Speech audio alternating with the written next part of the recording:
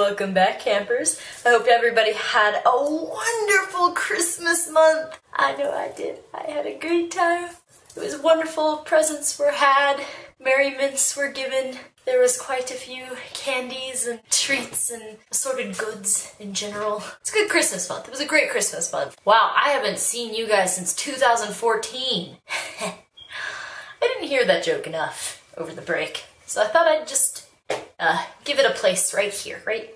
There's you, there's me, right here. Always has a place. So, today we are on episode 3 of Let's Reread, Percy Jackson and the Olympians. I had the Titan's Curse in paperback.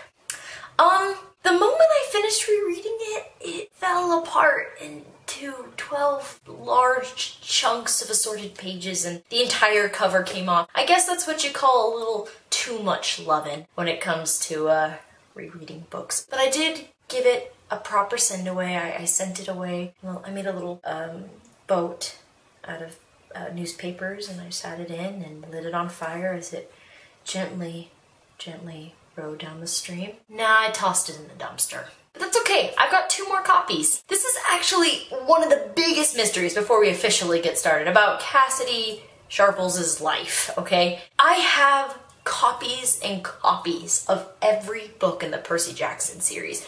I have 5 copies of The Last Olympian. I don't know why. I have no idea where these magical, mysterious copies came from, except for, with The Last Olympian, I have a signed copy from Rick Riordan and in the original. I don't know where the rest of them came from, and 2 of them are paperback. Why would I go out of my way to buy 2 more paperback books? Like, I've got mouths to feed, mine. Why would I go spend that money? I don't know. One of the biggest mysteries. If any of you could figure that out, that'd be pretty radical. Cause yeah, I always kind of wondered how I ended up with that. Alright, so today we're going to talk about the Titan's Curse. This is my least favorite book in the series by far. I reread it and it affirmed it. I thought maybe if I reread it I would like it more. No, it's not that I don't like it. Honestly, I like every book in this series. You know that to be true. I just like it the least. It's like the least exciting to me, and I found something else out as I was rereading it. I remembered why I disliked this the most, because it is by far the most annoying of all of them. It's like suddenly all the characters were like, hey guys, so in this book do you want to be as obnoxious as possible? Yeah, that sounds really good. Except for Percy. I mean, don't get me wrong, Percy has his moments. He always has his moments. It's part of his character, but like, I don't remember Thalia being that much of a brat. She's a brat. She is a brat.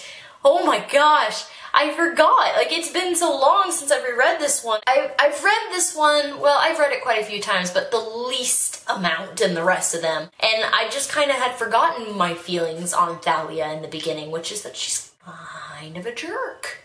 But we all know she gets better and she moves on from that. We start in the beginning with the introduction with Nico and Bianca, and you're just like, oh my gosh, Nico, Bianca, yay! And then there's that really unfortunate happening where Annabeth is gone out of the story for quite a bit of time, and that's another really big reason why I'm not super crazy about Titan's Curse. I know it was necessary for the plot and all that, like I'm totally behind that. It's just me personally. I like Annabeth and Percy together, not just in a relationship. I like their characters together. I like their personalities bouncing off of each other. It makes for very entertaining and funny and relatable reading. I just like those 2 characters together. So, you know, without that, all we have is Percy, a magic hippocampus. You know what, whatever. Oh wait, she's not even that. She's a fish cow. So it's Percy, a magic fish cow, Thalia, and Zoe. Or Zoe Nightshade. It's not the most enjoyable reading experience for me, because everybody's fighting all the time, but there are some awesome moments in this book. For instance, just the revelation that Nico is a son of Hades. Like, that was a big deal. I distinctly remember reading that for the first time and just being like, oh my god! Oh my gosh, oh my gosh, oh my gosh. Like, it was probably the only twist in the first 3 books that I actually legitimately didn't see coming. I don't know, maybe you did, maybe I'm extra stupid. I mean, It's very possible. But there, like I said, there are really, really good parts. I really like Atlas as a villain in this book. He's awesome. I love him. I like, you know, San Francisco carrying the, you know, the weight of the world. Annabeth and Percy's gray streak is really important. Just that whole exchange between Luke and Thalia at the end when Luke is just like, come on, this is what we talked about. And it's really interesting because that part, when Thalia just says no to Luke, she finally just makes a decision about how she feels about all this, is very important. I'm 22 years old, so I'm aged, but a lot of you are younger. You're going to find that when you're younger, you say things and you say hateful things when you're angry and whatever, but, you know, years later you'll look back and you're like, well, I didn't actually mean it. I would never actually do that.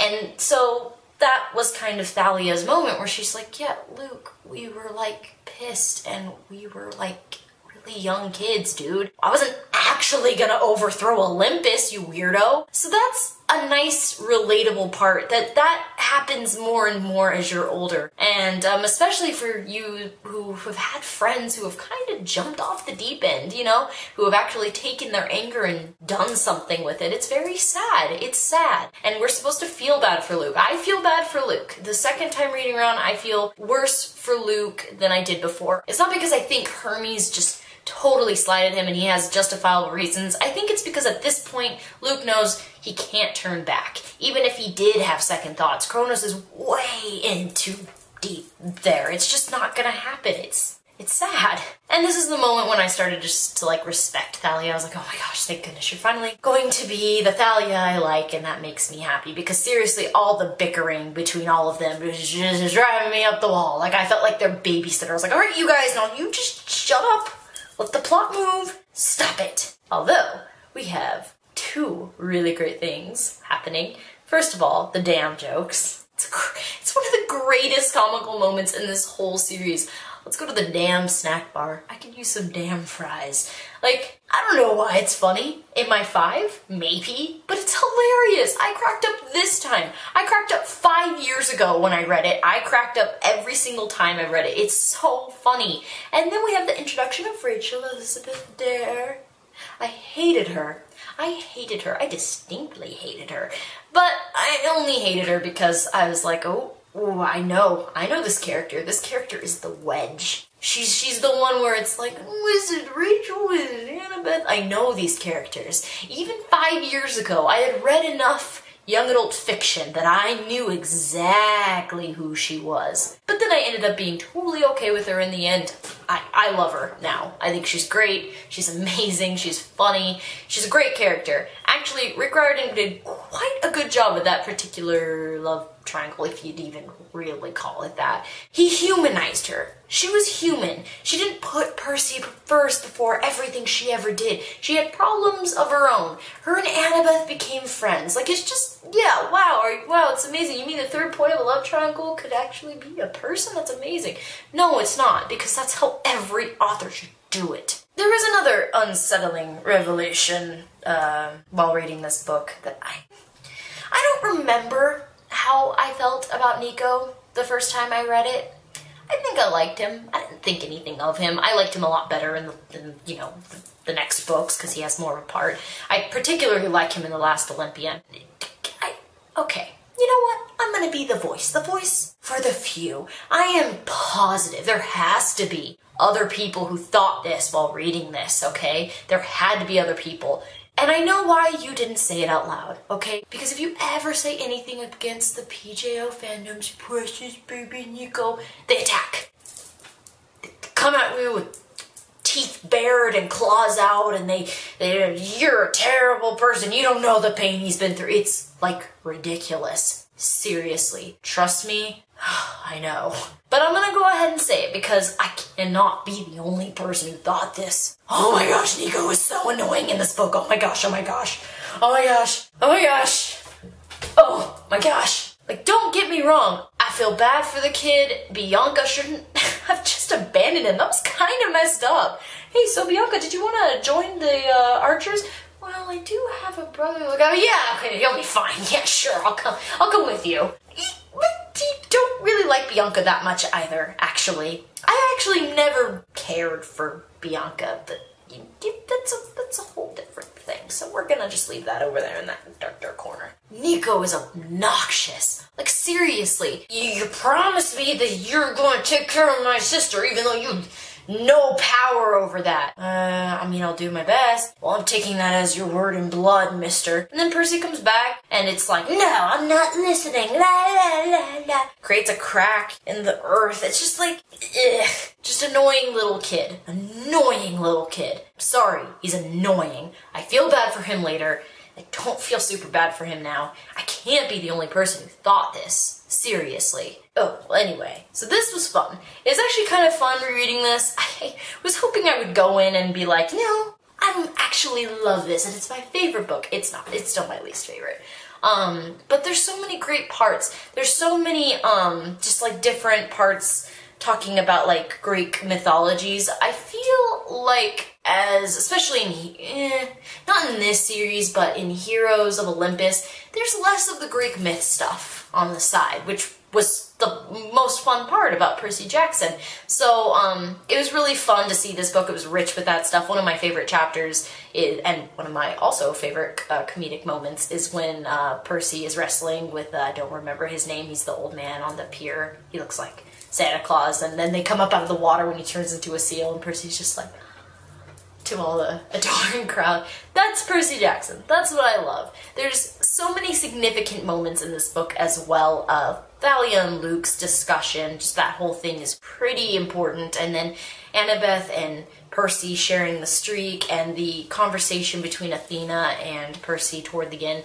This is all leading up to bigger things. It's like I said, these books are masterful when it comes to building up suspense. There's a lot more to come. If you read The Lightning Thief and then The Last Olympian, the difference is drastic. Seriously. And now, after all this, we are getting to, oh my gosh, one of the best books ever. I love The Battle of Labyrinth, like, so much. I can't even begin to tell you. Oh my gosh.